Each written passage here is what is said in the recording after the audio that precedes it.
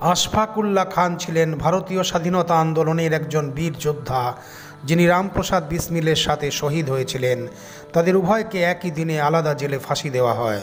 আশফাক উল্লাহ খান ছিলেন বিংশ শতাব্দীর প্রথম ভারতীয় মুসলিম, যাকে ব্রিটিশ রাজের বিরুদ্ধে ষড়যন্ত্রের অভিযোগে ফাঁসি দেওয়া হয়েছিল। আশফাক উল্লাহ খান 1900 সালের 22শে অক্টোবর জন্মগ্রহণ করেন উত্তরপ্রদেশের শাহজাহানপুরে।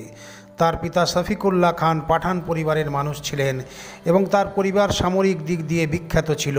তার মায়ের দিক দিয়ে পরিবারটি ছিল অধিক শিক্ষিত এবং অনেক আত্মীয় ব্রিটিশ ভারতের পুলিশ এবং প্রশাসনিক দায়িত্ব পালন করেছেন। তার মা মাজহুর উন নিসা ছিলেন একজন ধার্মিক নারী। আশফাক ছিলেন 4 ভাইয়ের ভিতরে সবচেয়ে ছোট ছেলে। তার বড় ভাই রিয়াসাতুল্লাহ খান ছিলেন পণ্ডিত রামপ্রসাদ বিসমিলের সহপাঠী। যখন মাইনপুর ষড়যন্ত্রে বিসমিলকে অভিযুক্ত করা হয়, রিয়াসাত তার ছোট ভাই আশফাককে বিসমিলের উর্দু শায়ের কবিতার শক্তি ও সাহস সম্পর্কে বলেছিলেন। তারপর থেকেই আশফাক বিসমিলের সাথে তার কবিতা দৃষ্টিভঙ্গির জন্য সাক্ষাতে আগ্রহী ছিলেন।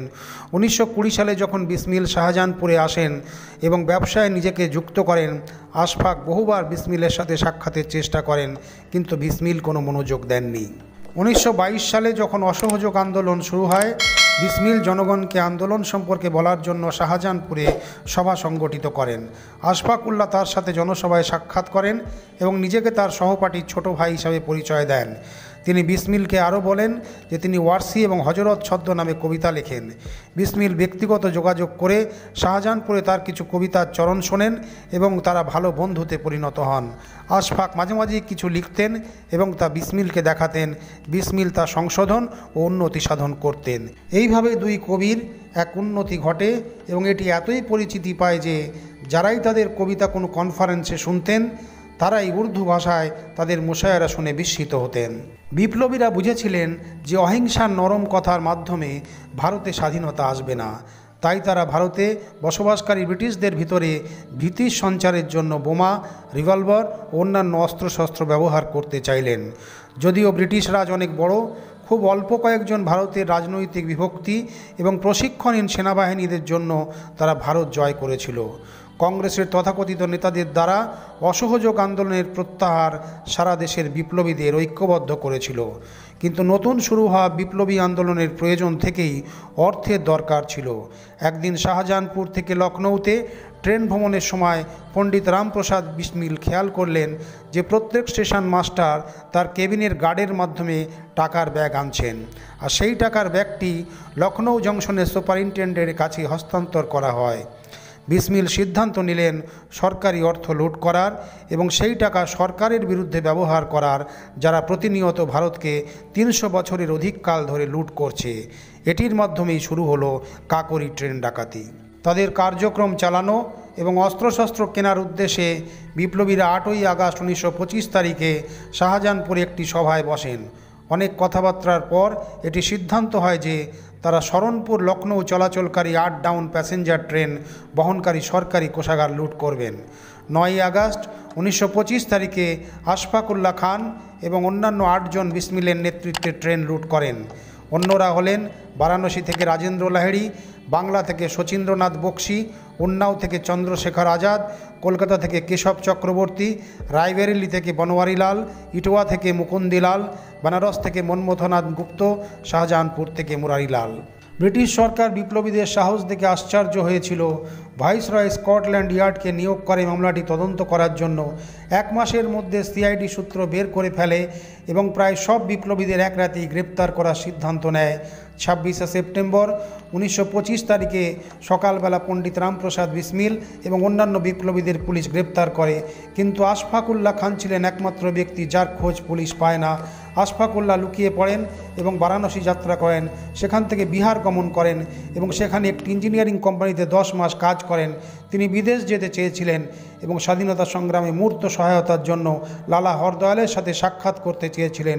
তিনি কিভাবে দেশ ত্যাগ করবেন তা বের করতে দিল্লি যান। সেখানে তিনি তার একজন পাঠান বন্ধু সহায়তা নেন এবং সেই বন্ধুটি বিশ্বাসঘাতকতা করে পুলিশকে জানিয়ে দেয় এবং আশফাককে পুলিশ গ্রেপ্তার করে। তসাদ্দুক হোসেন তৎকালীন পুলিশ সুপার বিসমিল এবং আশফাকের মধ্যে সাম্প্রদায়িক রাজনীতির ভূমিকা দেখাতে চেষ্টা করে।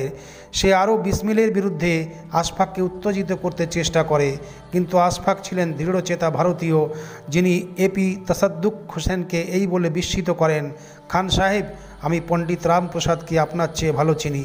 আপনি যেমন বলছেন তিনি এমন ব্যক্তি নন, কিন্তু এমনকি আপনি যদি সঠিক হলেও আমি নিশ্চিত যে একজন হিন্দু হিসাবে তিনি ব্রিটিশ ভারতের চেয়ে অনেক ভালো হবেন, যাদের কাছে আপনি চাকরের মতো সেবা করছেন। আশফাকুল্লাহ খানকে ফৈজাবাদ জেলে প্রেরণ করা হয়। তার বিরুদ্ধে একটি মামলা রুজু করা হয়। তার ভাই রিয়াসাতুল্লাহ খান কৃপাশঙ্কর হাজেলা নামে একজন সিনিয়র উকিল নিয়োগ করেন। মিস্টার হাজেলা শেষ পর্যন্ত মামলাটি পরিচালনা করেন, কিন্তু তার জীবন বাঁচাতে ব্যর্থ হন। জেলে থাকাকালীন আশফাকুল্লাহ প্রতিদিন কোরআন থেকে তেলাওয়াত করে 5 ওয়াক্ত নামাজ আদায় করতেন। কাকরি মামলাটি 4 জন সাহসীকে মৃত্যুদণ্ড দিয়ে শেষ করা হয়। তারা হলেন পণ্ডিত রামপ্রসাদ বিসমিল, আশফাকুল্লাহ খান, রাজেন্দ্র লাহিড়ী এবং ঠাকুর রোশন সিং। বাকি 16 জনের বিভিন্ন মেয়াদে 4 বছর যাবজ্জীবন সশ্রম কারাদণ্ড প্রদান করা হয়। একজন প্রত্যক্ষদর্শীর ভাষ্যমতে বুধবার ফাঁসির 4 দিন আগে 2 জন ব্রিটিশ কর্মকর্তা যেখানে আশফাক থাকতেন সে নিঃসঙ্গ সেলে দেখতে আসেন। তখন তিনি নামাজের মধ্যে ছিলেন। একজন কর্মকর্তা বিড়বিড় করে বলল যে, আমি দেখতে চাই যখন এই ইঁদুরটিকে ঝোলানো হবে তখন তার কতটুকু বিশ্বাস থাকে। কিন্তু আশফাক তার নিয়ম মাফিক নামাজ চালিয়ে গেলেন এবং দুজনেই বাতাসের মধ্যে মরমর শব্দ করতে করতে বেরিয়ে গেলেন। 19শে ডিসেম্বর 1927 সোমবার আশফাকুল্লাহ খানকে 2 স্তর উপরে বেদিতে নেওয়া হয়।